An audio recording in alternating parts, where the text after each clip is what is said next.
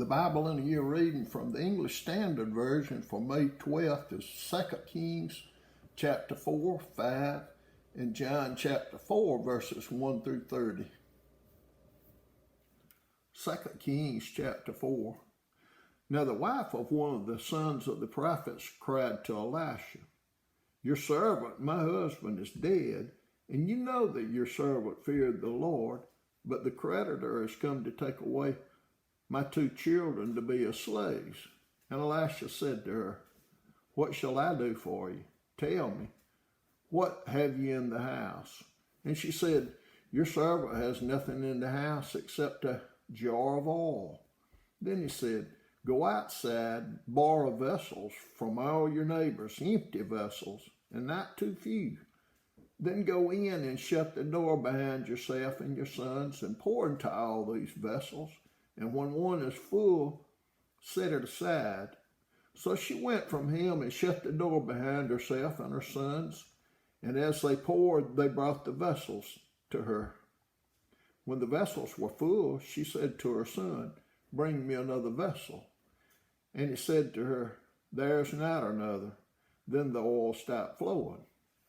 She came and told the man of God, and he said, "Go sell the oil and pay your debts, and you and your sons shall live on the rest." One day Elisha went on to Shunem, where a wealthy woman lived, who urged him to eat some food. So whenever he passed that way, he would turn in there to eat food. And she said to her husband, "Behold now, I know that this is a holy man of God who is continually passing our way. Let us make a small room on the roof with walls, and put there for him a bed, a table, a chair, and a lamp, so that whenever he comes to us, he can go in there." One day he came there, and he turned into the chamber and rested there. And he said to Gehazi, his servant, "Call the Shunammite." When he had called her, she stood before him, and he said to him, "Say now to her, see, you have taken all this trouble for us. What is to be done for you? Would you have a word spoken on your behalf to the king or to the commander of the army?" She answered, "I dwell among my own people." And he said, "What then is to be done for her?" Gehazi answered, "Well, she has no son and her husband is old."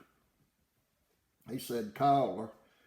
And when he had called her, she stood in the doorway. And he said, "At this season, about this time next year, you shall embrace a son." And she said, "No, my lord, O man of God, do not lie to your servant." But the woman conceived, and she bore a son about that time the following spring, as Elisha had said to her. When the child had grown, he went out one day to his father among the reapers, and he said to his father, "Oh, my head, my head." The father said to his servant, "Carry him to his mother." And when he had lifted him and brought him to his mother, the child sat on her lap till noon, and then he died. And she went up and laid him on the bed of the man of God and shut the door behind him and went out. Then she called to her husband and said, "Send me one of the servants and one of the donkeys, that I may go quickly to the man of God and come back again." And he said, "Why will you go to him today? It is neither new moon nor Sabbath." She said, "All is well." Then she saddled the donkey, and she said to her servant, "Urge the animal on, do not slacken the pace for me unless I tell you." So she set out and came to the man of God at Mount Carmel. When the man of God saw her coming, he said to Gehazi, his servant, "Look, there is the Shunammite. Run at once to meet her and say to her, 'Is all well with you? Is all well with your husband? Is all well with the child?' And she answered, 'All is well.' And when she came to the mountain to the man of God, she caught hold of his feet, and Gehazi came to push her away. But the man of God said, 'Leave her alone, for she is in bitter distress, and the Lord has hidden it from me and has not told me.' Then she said, 'Did I ask my Lord for a son? Did I not say, do not deceive me?' he said to Gehazi, tie up your garment and take my staff in your hand and go. If you meet anyone, do not greet him, and if anyone greets you, do not reply, and lay my staff on the face of the child. Then the mother of the child said, as the Lord lives, and as you yourself lives, I will not leave you. So he arose and followed her. Gehazi went on ahead and laid the staff on the face of the child, but there was no sound of life. Therefore he returned to meet him and told him, the child is not awakened. Then Elisha came into the house. He saw the child lying dead on his bed. So he went in and shut the door behind the two of them and prayed to the Lord. Then he went up and lay on the child, putting his mouth on his mouth, his eyes on his eyes, and his hands on his hands. And as he stretched himself upon him, the flesh of the child became warm. Then he got up again and walked once back and forth in the house and went up and stretched himself upon him. The child sneezed 7 times, and the child opened his eyes. Then he summoned Gehazi and said, call the Shunammite. So he called her, and when she came to him, he said, pick up your son. She came and fell at his feet, bound to the ground. Then she picked up her son and went out. And Elisha came again to Gilgal when there was a famine in the land. And as the sons of the prophets were sitting before him, he said to his servant, set on the large pot and boil stew for the sons of the prophets. One of them went out into the field to gather herbs and found a wild vine and gathered from it his lap full of wild gourds and came and cut them up into the pot of stew, not knowing what they were. And they poured out some for the men to eat, but while they were eating of the stew, they cried out, O man of God, there is death in the pot, and they could not eat it. He said, then bring flour. And he threw it into the pot and said, pour some out for the men that they may eat. And there was no harm in the pot. A man came from Baal Shalishah, bringing the man of God bread of the first fruits, 20 loaves of barley, and fresh ears of grain in his sack. And Elisha said, give to the men that they may eat. But his servant said, how can I set this before 100 men?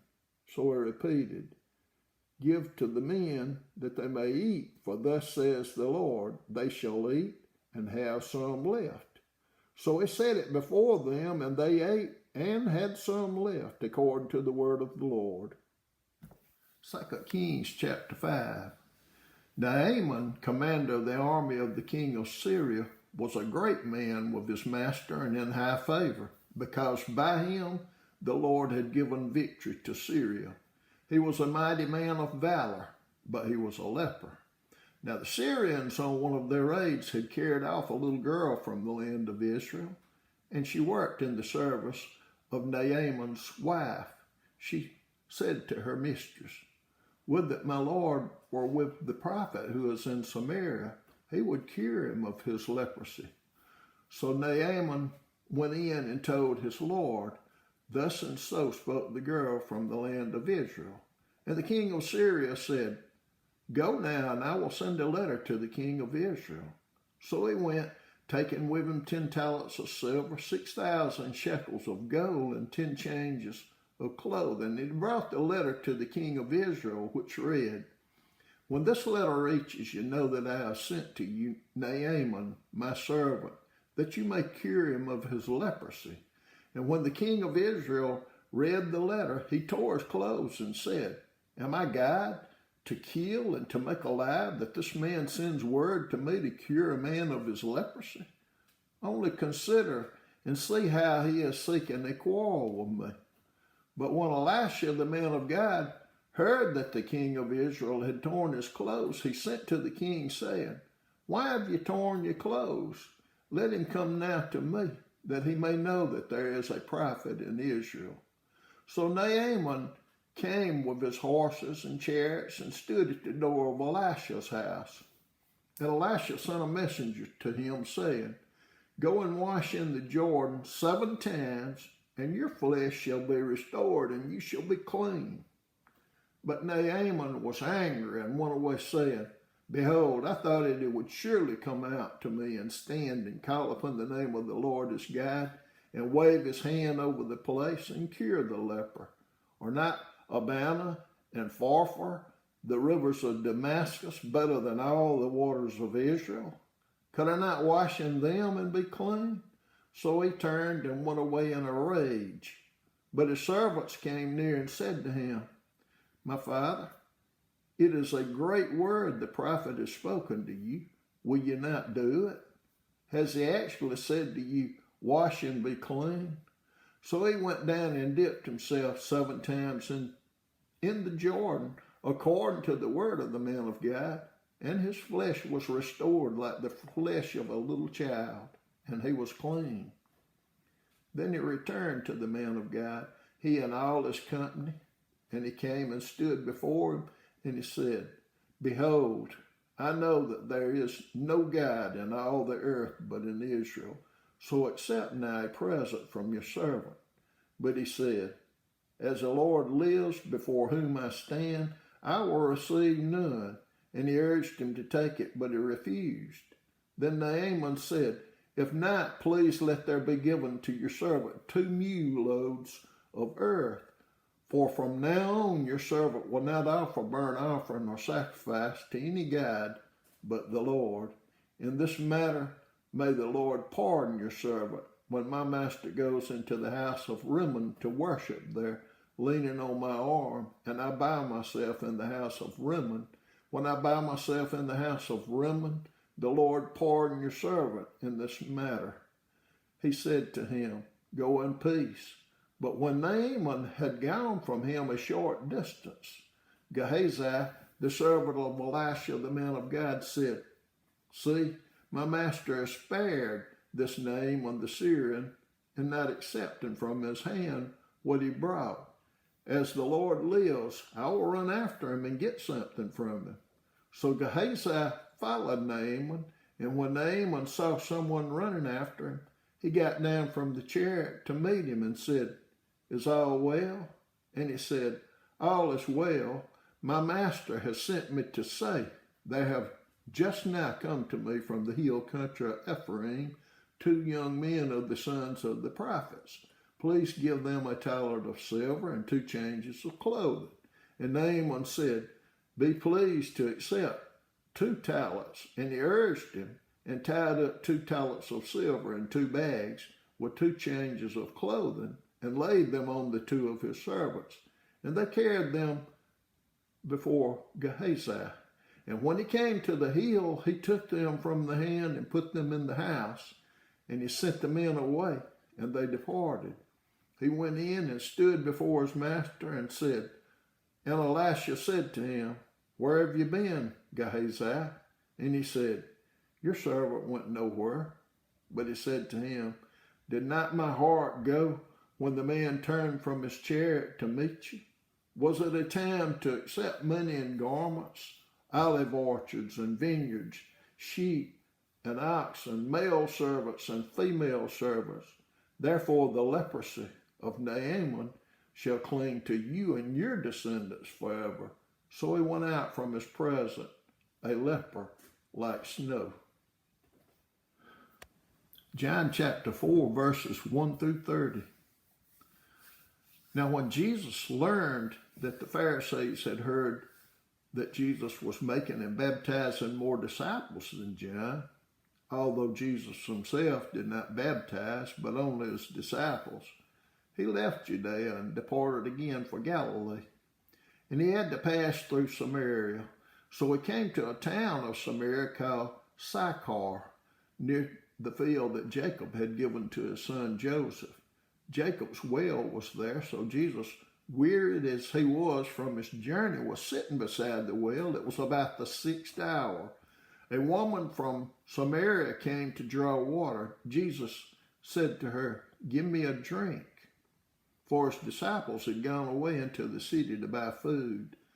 The Samaritan woman said to him, How is it that you, a Jew asked for a drink from me, a woman of Samaria?